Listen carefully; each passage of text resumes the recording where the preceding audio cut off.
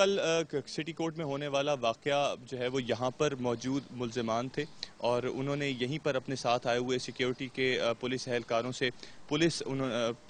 سے انہوں نے پسٹل چھینا ہے اور وہ اس کو چھیننے کے بعد یہیں پر انہوں نے اس اہلکار کو گولی ماری ہے۔ ملزمان کی یہ دلیری یقیناً پولیس اہلکاروں کی سستی اور غفلت کے بطن سے پیدا ہوئی۔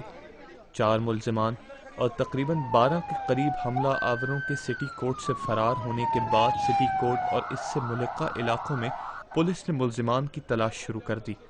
سی سی پی او کراچی وسیم احمد نے آج سٹی کورٹ کا دورہ کرتے ہوئے کہا کہ پولیس کو وسائل کی کمی کا سامنا ہے۔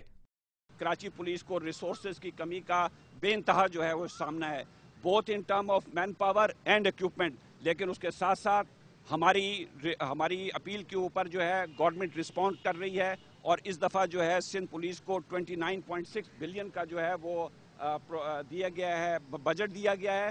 آج 3 پولیس افسرز کی ایک سینئر پولیس افسرز کی ٹیم جو ہے دبئی جا رہی ہے تاکہ وہاں پر دیکھے کہ کس قسم کے سرویلنس کیمراز وہاں پہ لگائے گئے ہیں۔ واقعے کے بعد شہر میں سیکیورٹی سخت کر دی گئی۔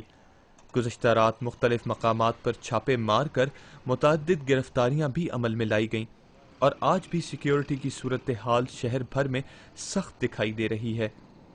کراچی سٹی کورٹ سے دن دہاڑے دہشت گرد اپنے 4 ساتھیوں کو پولیس کی تحویل سے نہ صرف چھڑا لے گئے بلکہ خوف و دہشت کے پیغام کے ساتھ ساتھ حکومت اور انتظامیہ کی کارکردگی پر سوالیہ نشان بھی چھوڑ گئے۔ Abdul Qadir Sabri, Dawn News, Karachi.